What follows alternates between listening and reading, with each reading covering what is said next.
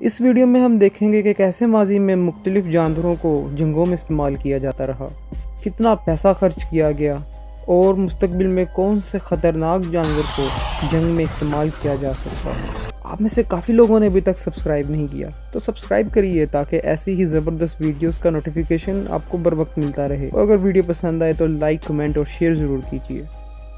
صدیوں سے انسان جانوروں کو اپنی جنگوں میں استعمال کرتا آ رہا ہے۔ گھوڑے، اونٹ، ہاتھی کسی بھی کامیاب جنگی مہم کا حصہ ہوتے تھے، لیکن 20ویں صدی کے آغاز سے افواج میں ان جانوروں کا استعمال کم تو ہوا ہی لیکن خاص بھی ہو گیا۔ 1990 کے آغاز میں ٹی وی چینلز پر ایک تجربے کے بارے میں خبریں اور پروگرام ہوئے جو کہ فوج کے ماتحت تھا۔ اس تجربے کا مقصد ایسی دوا تیار کرنا تھا جس سے فوجیوں کے سر میں لگنے والے شدید زخموں کا علاج کیا جا سکے۔ اس تجربے میں 700 بلیوں کا استعمال کیا گیا۔ ان بلیوں کی کھوپڑی میں پہلے ہی ایک خاص آلے سے زخم کر دیے جاتے تھے تاکہ ایئر گن کی چھوٹی سی گولی سیدھا ان کے دماغ میں لگے۔ اس سب کے بعد کوئی علاج تو نہیں ملا، لیکن سائنسدانوں نے اس تجربے سے یہ ضرور سیکھ لیا کہ بلی کو دماغ میں گولی مارنے سے اسے درد ہوتا ہے، اور اس تجربے پر $20 لاکھ خرچ کیے گئے۔ دنیا کی بڑی ایجنسیاں اور افواج جن میں چین، روس اور امریکہ جیسے ممالک شامل ہیں، ان کا سالانہ بجٹ $1 ٹریلین ہے، اور یہ ان جانوروں کو ٹرین کرنے اور ان میں تبدیلیاں لانے میں اندھا دھند پیسہ خرچ کر رہی ہیں۔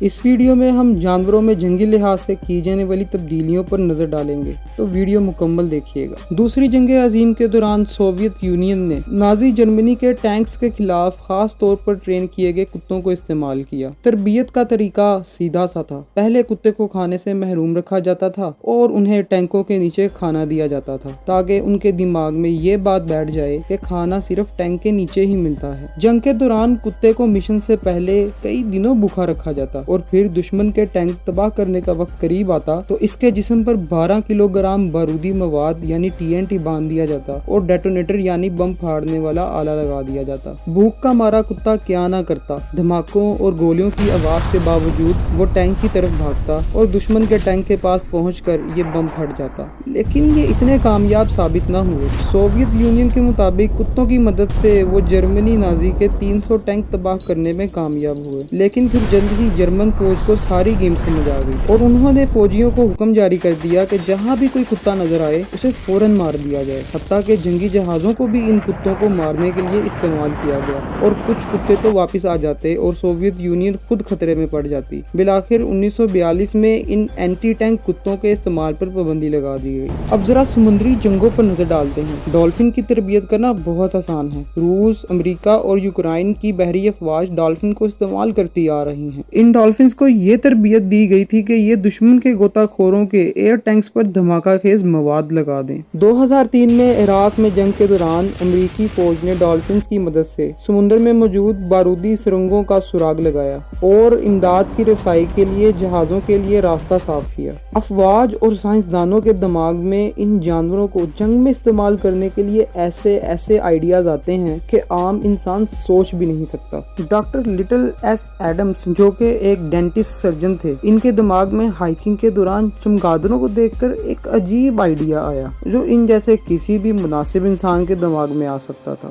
وہ سوال یہ تھا کہ کیا ہم بہت سارے چمگادڑوں پر آگ لگانے والے بم لگا کر انہیں جہاز سے کسی بھی شہر پر گرا سکتے ہیں یا نہیں۔ امریکہ کا ایک خفیہ مشن جس کا نام ایکس رے تھا، اس مشن کا پلان تھا کہ ہزاروں چمگادڑوں کو بم لگا کر جاپان پر گرا دیا جائے۔ ڈاکٹر ایڈم نے ترکیب پیش کی کہ چمگادڑوں کو آرٹیفیشلی ہائبرنیٹ کیا جائے یعنی سست کیا جائے، پھر ان پر نیپام چارج لگا کر انہیں ایک بڑے بم میں بند کر دیا جائے جسے کسی بھی جہاز سے گرایا جا سکے، اور پھر ایک خاص اونچائی پر یہ بم اوپن ہو جائے گا اور چمگادڑیں تیز ہوا کی وجہ سے ہائبرنیشن سے اٹھ جائیں گی اور گھبرا کر پورے شہر میں پھیل جائیں گی، اور جیسے ہی چمگادڑیں شہر میں اتریں گی بم پھٹ جائیں گے اور آگ پھیل جائے گی۔ یہ آگ کسی بھی عام گولہ باری سے 10 گنا زیادہ ہوگی۔ لیکن جب نیو میکسیکو میں چھوٹی سطح پر تجربہ کیا گیا तो कुछ चमगादड़ें हाइबरनेशन से पहले ही उठ गईं और भागने में कामयाब रहीं, जिससे फौजी अड्डे और जर्नैलों की गाड़ियों में इन पर लगे हुए बम की वजह से आग लग गई और इसके नतीजे में ये प्रोजेक्ट रोक दिया गया। अमेरिका की बात तो हो गई, लेकिन जापान की फौज भी इन कामों में पीछे नहीं। उन्होंने बड़े पैमाने पर तबाही फैलाने के लिए हशरात का इस्तेमाल किया। उन्होंने हशरात को प्लेग यानी ताउन और कोलेरा यानी हैजा फैलाने वाले जरासीम से इन्फेक्ट किया और फिर ज्यादा आबादी वाले इलाकों में बम के जरिए गिराया। एक रिपोर्ट के मुताबिक इन ऑपरेशन से चीन में 4,40,000 लोग लुकमाए अजल बने।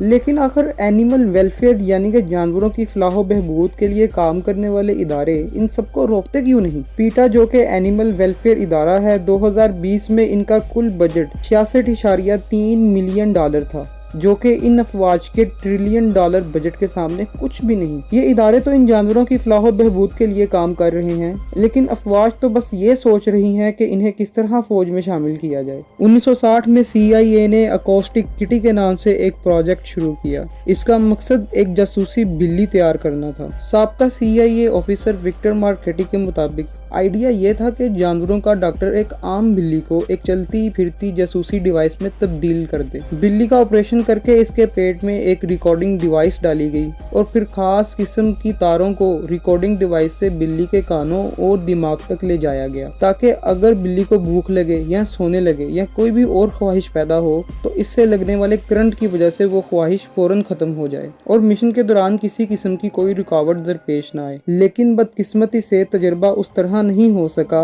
जैसा सोचा था। जैसे ही बिल्ली के ऑपरेशन के जख्म सही हुए तो बिल्ली को जासूसी के लिए बाहर निकाला गया, लेकिन चलते चलते ये बेचारी बिल्ली रोड क्रॉस करने लगी तो आती गाड़ियों को देखना भूल गई और गाड़ी इसके ऊपर से गुजर गई और तजर्बा वहीं पर खत्म हो गया। इस तजर्बे पर $25 मिलियन लागत आई और ये तजर्बा 5 साल तक चलता रहा। बज़ाहिर तो इन जानवरों को फौज में बतौर हथियार शामिल करने में यही मसला नजर आ रहा है कि ये हम इंसानों की तरह ऑर्डर्स को नहीं मान सकते। ताहम चीन की लिबरेशन आर्मी और जर्मनी और जापान से साइंसदान शायद इस मसले का भी हल तलाश कर लें। 2014 में चीन की एयरफोर्स में बंदरों को शामिल किया गया। इन बंदरों को हिजरत करके आने वाले परिंदों के घोंसले तबाह करने और उन्हें डराने के लिए ट्रेनिंग दी गई, ताकि ये परिंदे उड़ान के दौरान जहाज के परों में आकर किसी हादसे की वजह न बने। लेकिन बंदरों को क्या पता कि ये परिंदों के घोंसले क्यों तबाह कर रहे हैं, इसलिए हर बंदर को मिशन कंप्लीट करने पर सेब दिया जाता है। लेकिन क्या ऐसा जानवर बनाया जा सकता है जो इंसानों की तरह ऑर्डर माने? जर्मनी और जापान के साइंसदानों ने वीलैंड हंटर, जिनका ताल्लुक max Planck institute for molecular cell biology and genetics से है, इनके मातहत एक तजर्बे पर काम किया जिसमें वो बंदरों का दिमाग बड़ा करने में कामयाब रहे। एक्सपर्ट्स ने एक जीन लिया जो कि इंसानी दिमाग में स्टेम सेल्स यानी हार्म सेल को कंट्रोल करता है। इसे आम बंदरों के दिमाग में डाला गया और नए पैदा होने वाले बंदरों का दिमाग साइज में डबल हो गया और नतीजतन इन बंदरों का दिमाग ज्यादा तेज, बड़ा और इंसानों जैसा हो गया। लेकिन साइंसदानों ने ये सोच करके न जाने इसके नताइज क्या होंगे, ये तजर्बा बंद कर दिया। लेकिन दुनिया के मुख्तलिफ हिस्सों में जो लैब खुफिया एजेंसीज चला रही हैं, उनका क्या? हो सकता है वो किसी ऐसे जानवर को तैयार कर रहे हों जो इनसे कहीं ज्यादा ताकतवर, तेज और शातिर हो, और अगर वो ऑर्डर भी फॉलो करने लग जाए तो ये जंगी मैदान के हालात को बदल के रख देंगे।